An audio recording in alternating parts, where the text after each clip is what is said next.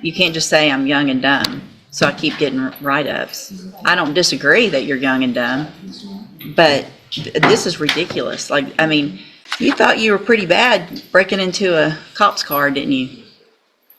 That is some nerve. All right, sir, you're Bryce Thomas. And Mr. Thomas was previously in court, entered pleas of guilty in cause number 24, DCCR 0389 to the third-degree felony offense of prohibited weapon. Cause number 24, DCCR 0390, also a third-degree felony of possession of a prohibited weapon. Cause number 24, DCCR 0391, pled guilty to the state jail felony offense of theft of a firearm. Cause number 24, DCCR 0392, pled guilty to the lesser offense of indecency with a child by exposure, also a third-degree felony. There was no plea agreement. I have received and reviewed the pre-sentence report. Has everyone had an opportunity to review that report? State has yours. In addition, there is also the largest packet I've ever received of jail incident reports in a case. Did everyone have an opportunity to review those? Yes, I took an evening and 35 pages. I reviewed them one evening. State reviewed all 35 pages of yours. In addition, the state has filed a state sentencing memorandum. Mr. Burbank, did you receive that and were you able to review it? Okay. Anything else, any objections or corrections or additions to the report? No, sir. All right, Mr. Burbank, you may proceed. Your Honor, this is a very young kid that in a very short period of time kind of jumped or stepped off the cliff and got himself in a lot of trouble. I will represent to the court when I was encased by his family. One of my issues was the recovery of the weapons because they were law enforcement weapons. I will represent to the court that almost immediately, mysteriously, weapons ended up in my office in the front hallway and were returned to the sheriff's department. And I'd like the court to take notice that those weapons are off the street and back into the department. Could you speak up a little bit, please? Oh, back into the department. The would go open because I do not have a recommendation. You can place him on probation for a period of 10 years and see what he does. These are third-degree felonies that you can do. At the very end, state jail, Judge, I believe, the theft of the firearm. You could put him in a state jail for a period of time and put him on probation for the other one. I would ask that if you are going to send him to the penitentiary, that maybe in reference to the sexual offense, that you do place him on probation, so that you can have some accountability for him once he got out for a period of time. That would give the court maybe whether or not he's learned his lesson. Now, as you peruse through the 35 pages of incident reports, and I'm not trying to be funny, because I've talked at length with Mr. Thomas about those, and he'd like to address the court on those. It is what it is, and that's not behavior of whether or not he would be able to follow the court's orders if he can't follow what's going on in jail for a period of time in reference to probation. I would ask that the court would ask Mr. Thomas. Yeah, go ahead. You have something to say? What do I have to say? I could just say it's just young, dumb, just being in jail at a young age and not really knowing that. I got write-ups. Yeah, but once you get several write-ups, the whole point of growing up is to learn from your mistakes. Yes, ma'am. So if you keep getting write-ups, then you can't just say I'm young and dumb, so I keep getting write-ups. I don't disagree that you're young and dumb, but this is ridiculous. I know our jail cannot wait for you to get out. Cannot wait. Mr. Coleman? Yes, Your Honor, I'll be brief since I put everything, I made the state's position clear in our sentencing memorandum. I'd like to briefly shift the focus from the write-ups to the underlying facts in this case, which Yeah. I believe are. Stealing out of cop cars. Stealing from patrol vehicles, at least 2 patrol units, Your Honor. Detective Matt Dixon is here if you want to hear more details of the detective. But Your Honor, I think the audacity, the boldness to steal these weapons from a police car goes to show what exactly the nature of this defendant is and what we're dealing with here.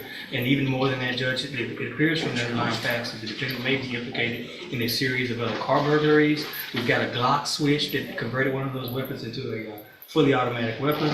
He was conspiring with another juvenile, a 16-year-old, to steal the weapons, which a photograph is attached to my sentencing memorandum if you've seen it. This was nothing less than an arsenal that these kids amassed, Judge. I shudder to think what could have become of these weapons if they would end up in the hands of other criminals, if they could have been used against law enforcement, Your Honor. Long gone are the days where there's a low caliber Saturday night special that these kids use, you know, in some type of a crime. They are loaded for bear with fully automatic weapons. I'd ask the court to make an example out of this defendant. He benefits from not having a criminal history to speak of, but Your Honor, this is beyond the pale. I'd ask you to send him, do 2 things, a split sentence in this case. Sentence him to prison for what he's done, and then following that, a consecutive probation period so that we can continue to monitor him and supervise him after he's released from prison. Thank you, Your Honor. So I wanted to make sure, Mr. Coleman, I've done this type of sentencing that you're asking for on some different cases. I think the probation period, if I sentence him to probation today, I don't know that I can make that consecutive.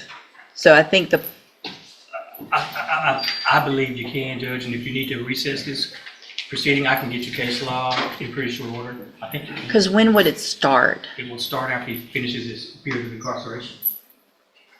Okay.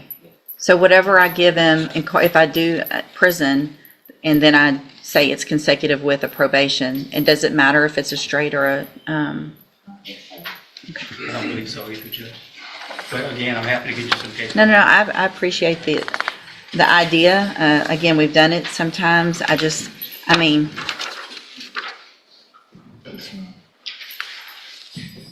what are y'all doing? What are you doing with all these?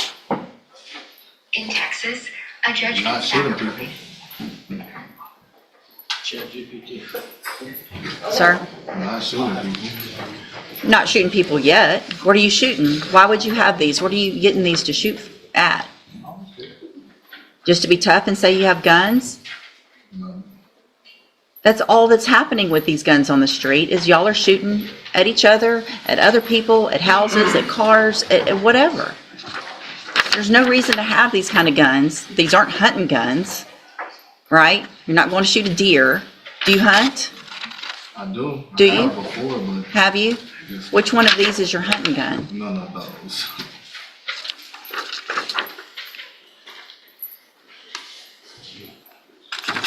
You thought you were pretty bad breaking into a cop's car, didn't you? That is some nerve. I mean, seriously, you're the second person I've had in 11 years that has had the nerve to do that.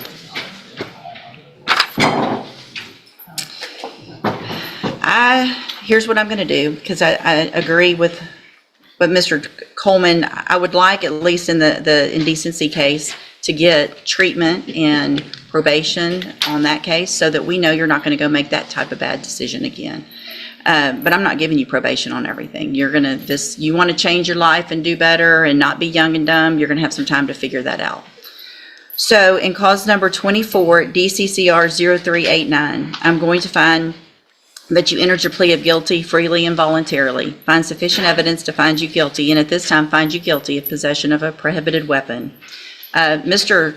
Coleman actually asked me to sentence you to 5 years. I don't think that's enough. I'm going to sentence you in that case to 7 years in the institutional division of the Texas Department of Corrections.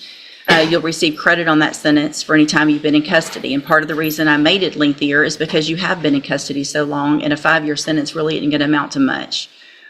Cause number 24, DCCR 0390, also find sufficient evidence to find you guilty, and at this time find you guilty of possession of a prohibited weapon. Sentence you to a term of 7 years in the Institutional Division of the Texas Department of Corrections. You will also receive credit on that sentence for any time that you've been in custody that the law gives you the right to receive. In cause number 24, DCCR 0391, find sufficient evidence to find you guilty, and at this time find you guilty of the state jail felony offense of theft of a firearm. Sentence you to a term of 2 years in the state jail prison. You will receive credit on that sentence for any time that you've been in custody that the law gives you the right to receive. Then in cause number 24, DCCR 0392, find sufficient evidence to find you guilty. However, in that case, I'm going to defer all proceedings, place you on probation. No, that's the third. I'm going to find you guilty of that offense, sentence you to a term of 10 years in the Institutional Division, but I'm going to suspend that and place you on probation for 10 years.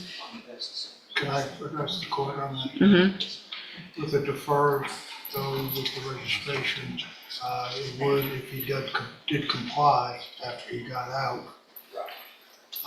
that he may have a chance instead of a conviction. He's already got 3 convictions. Well, A I fourth. understand that, but a sexual kind of.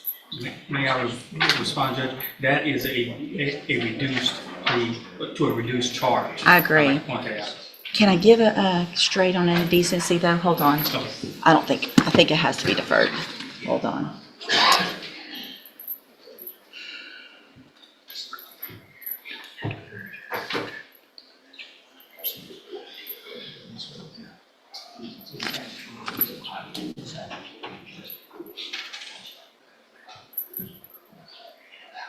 Yeah, it has to be deferred. Okay, so I'm going to go back in that cause number, which ends in 0392.